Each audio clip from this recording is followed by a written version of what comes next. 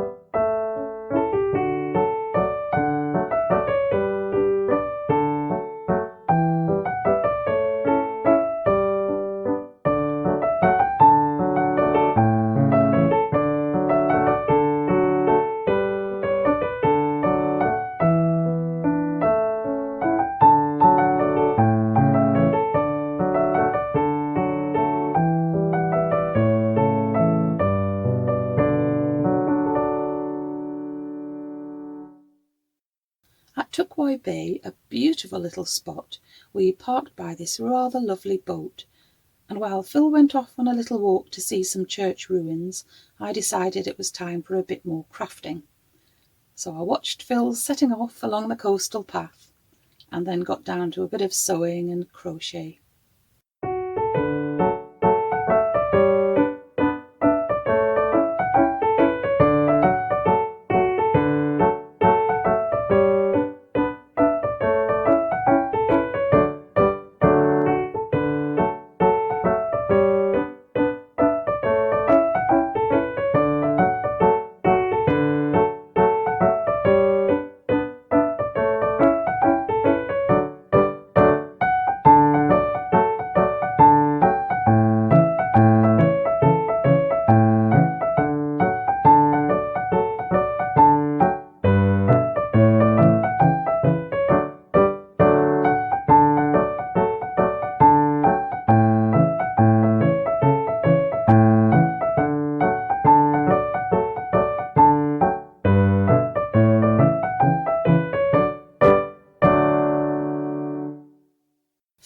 got as far as the ruins of Cross Kirk, built in the 12th century, and when he returned and the inevitable cups of tea had been drunk, we set off again.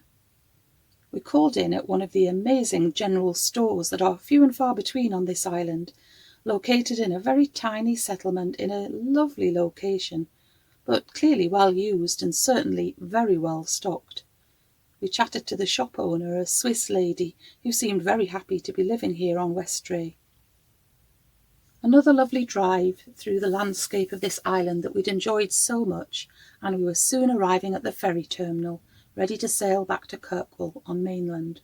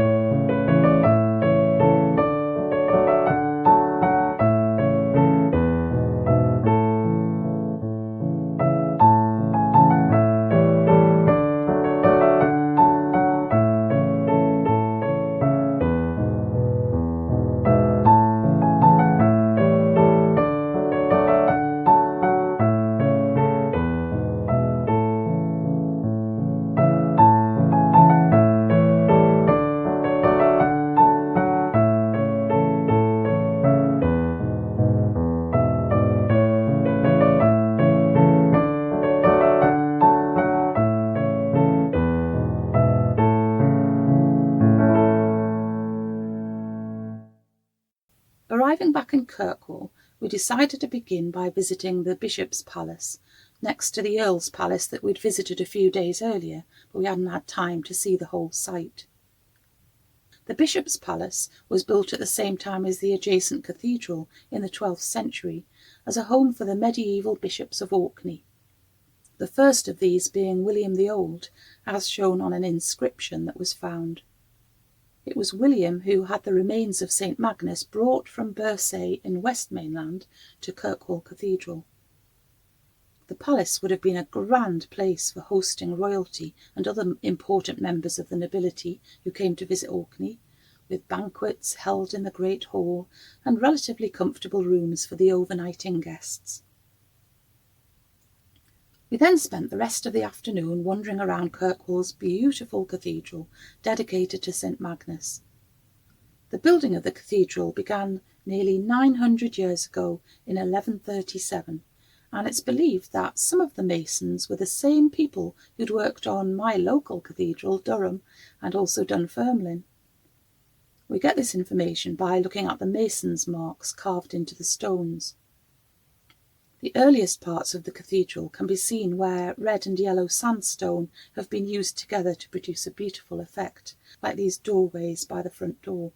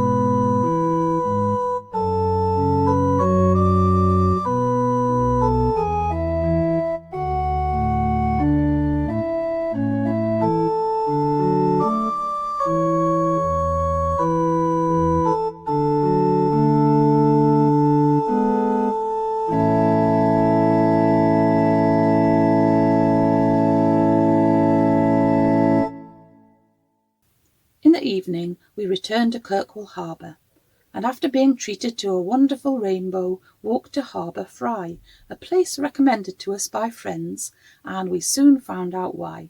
The fish and chips were delicious, and if you are ever looking for fish and chips in Kirkwall, we can add to the recommendation that we were given, and I don't think you'd be disappointed.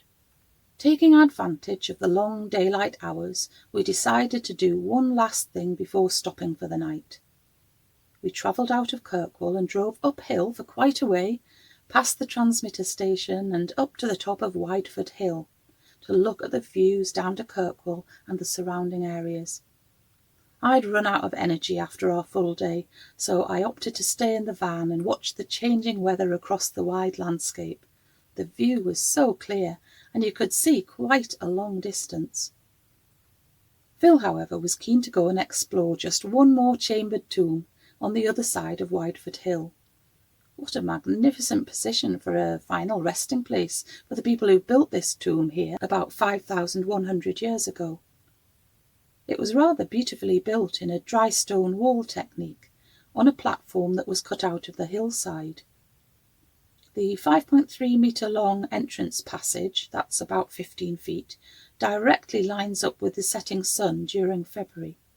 Today you can access one of the chambers by climbing through a hatch in the top of the tomb and down a long metal ladder. When the tomb was excavated, archaeologists found that it was only filled with rubble. No human remains or pottery or tools were found inside. It's known that there were some dwellings very near this tomb that date to the same time. When the people here moved on to live somewhere else, perhaps they took the precious remains of their ancestors with them. No one really knows. It was then time to rest for the night, and we drove the short distance to the Orkney Caravan Park, where we'd very happily stayed a few nights previously. We made a brief trip into the centre of Kirkwall on the Thursday morning to do a little bit of shopping. I called in at the Tree Shop, which is actually the craft shop, and I bought a skein of locally spun yarn that I later used to knit Roggenwald, the rabbity hare. I didn't take any photos inside, I'm afraid, because I think the lady was in the process of having a bit of a tidy up on that day. In another shop I bought a gorgeous miniature wooden spoon made from driftwood, a piece of washed up teak. We then drove just outside Kirkwall to visit the Orkney furniture store so that we could look at their range of traditional Orkney chairs and other furniture. Orkney straw-back chairs have been made on the islands for hundreds of years.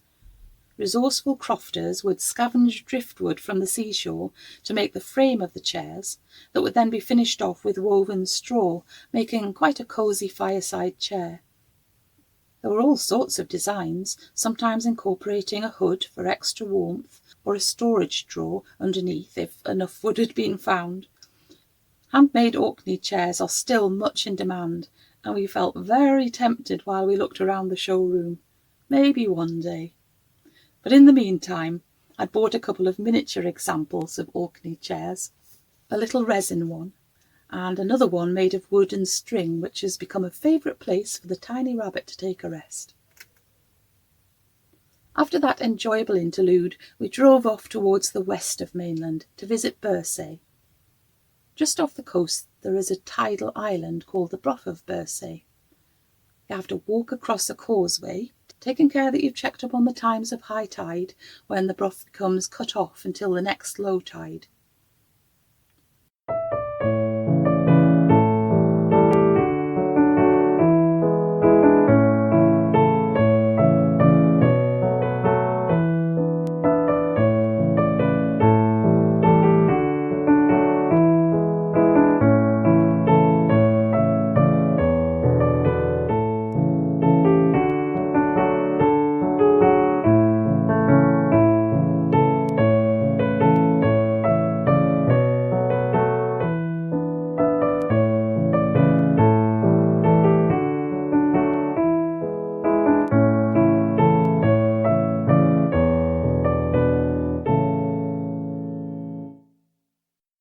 We explored the scant remains of a Viking settlement. You definitely need a good dose of imagination to picture how it might have looked 1,000 years ago when Vikings were living here. although as always the interpretation boards are much appreciated when they show artists' impressions of how the site might have appeared.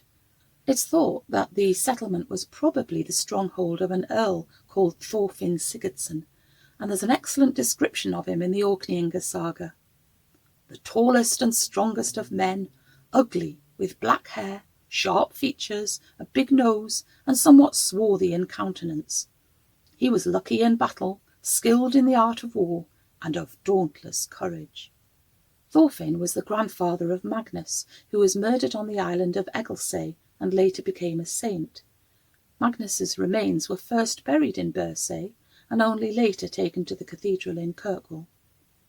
Thorfinn was a Christian, and this settlement included a little church with a few monastic buildings around it. It was quite a sophisticated settlement, really. It had a drainage system and even probably a sauna. The same site was actually used by Pictish people about 400 years earlier, because remains of oval structures were found by archaeologists beneath the Viking buildings. Eventually we were ready to seek shelter from the wind and rain, and we drove the short distance into the village of Bursay to go to the tea room. And once again I want to thank anyone who supported me on Ko-fi and kindly treated Phil and I to our tea room treats. Thank you so much. We thoroughly enjoyed our tea and cake. I had some lavender cake that was so nice.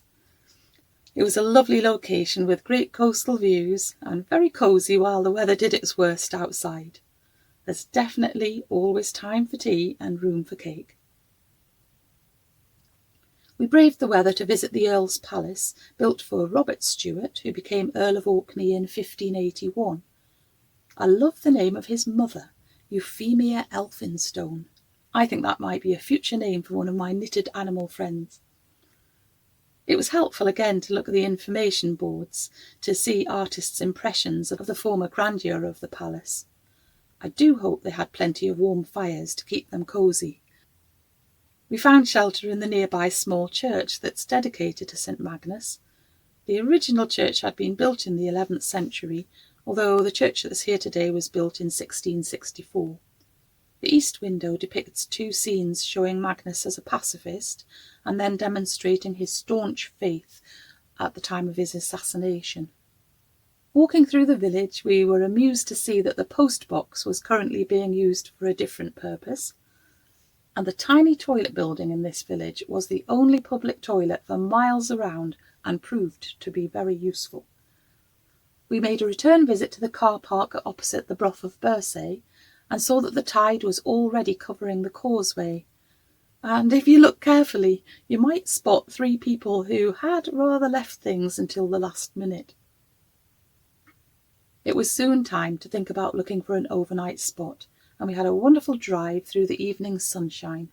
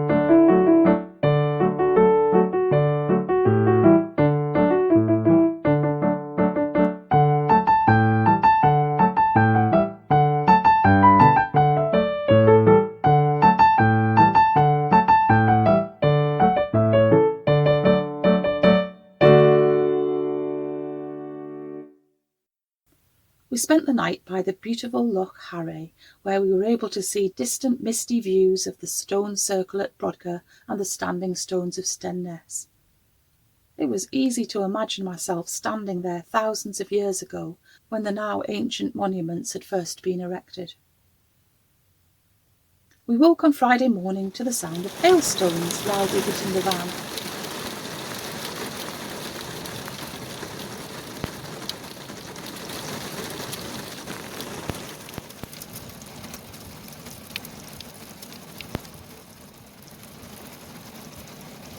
and knowing that this was the day that we had to leave Orkney and set off on our journey home. We made a special breakfast of banana pancakes, then drove a little way to a pottery that we'd wanted to visit. It was in the nearby village of Harray, and therefore it's known as the Harray Potter, an amusing play on words. The father and son potters take all of their artistic inspiration from the Orkney Islands, from prehistoric right up to modern times, and there were so many interesting and tempting items for sale. The potter who we met on our visit very kindly showed us how he throws his pots on the wheel, which he did with great ease and speed.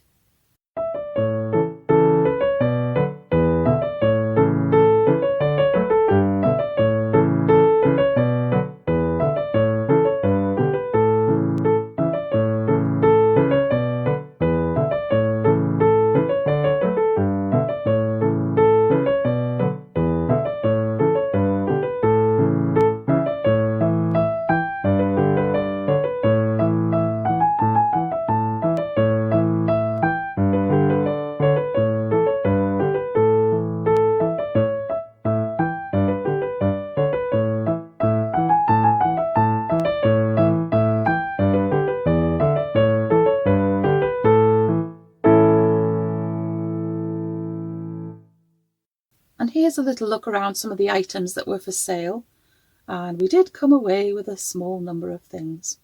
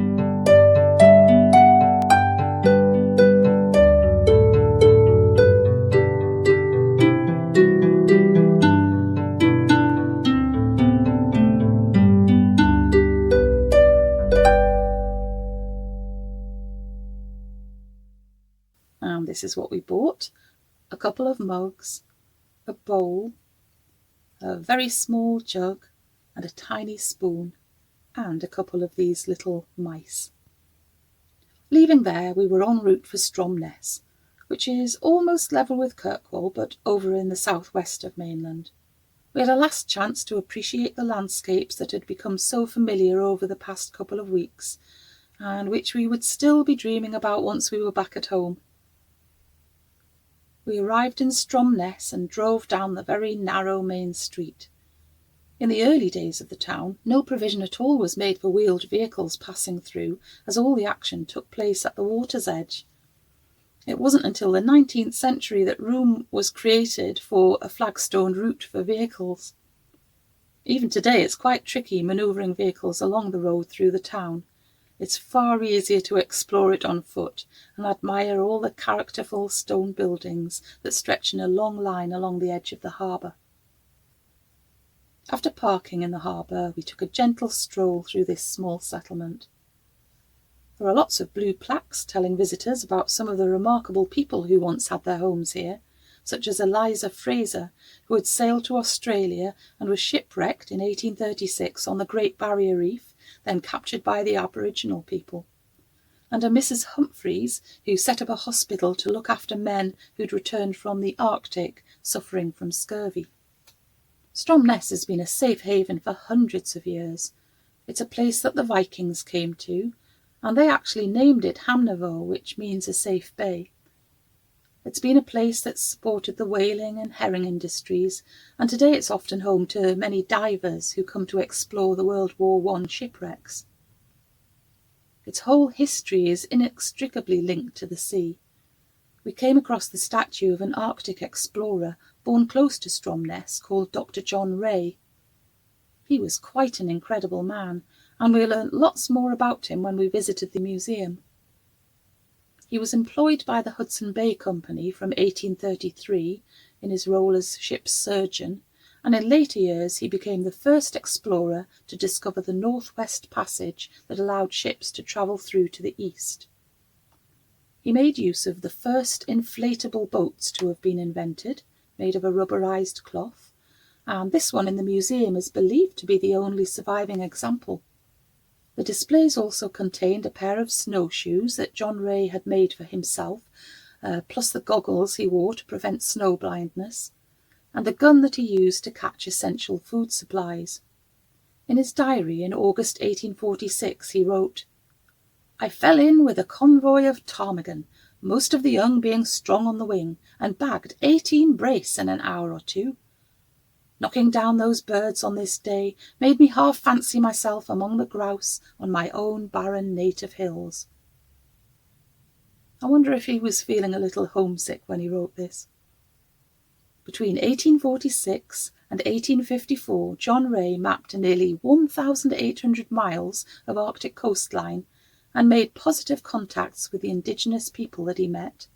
All in all, he was quite a remarkable man, and you can visit his grave if you go to St Magnus Cathedral in Kirkwall. Another thing that we learnt in the museum was that a human-like figurine discovered at Skara Brae had lain in the museum archives for many years before being rediscovered in 2016. Human representations are very rare finds in the Neolithic, and this one is surprisingly large, made from whalebone and nicknamed Buddo, which means friend. I just had to buy myself a little friend as company for my Westray wife, who I'd named Honey. We bought small tubs of Orkney ice cream and sat by the harbour feeling the peacefulness washing over us, but also preparing ourselves for our imminent departure from this wonderful place. I was very sad to be leaving, and after boarding the ferry, I stood on the deck looking out as we sailed away, and I had quite a lump in my throat.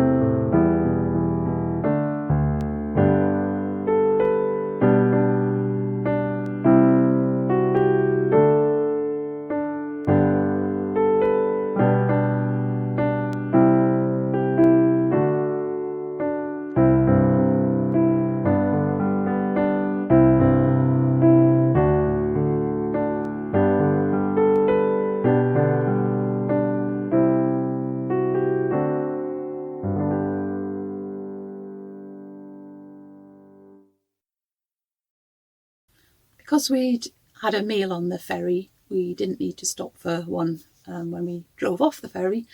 So we could start straight away on our journey south, and we drove for probably a couple of hours or so before finding a place for the night.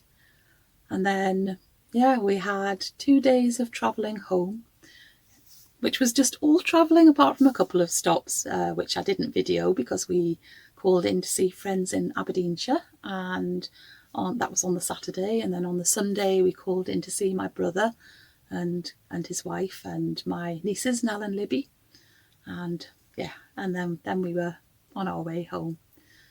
So we had a really fantastic time.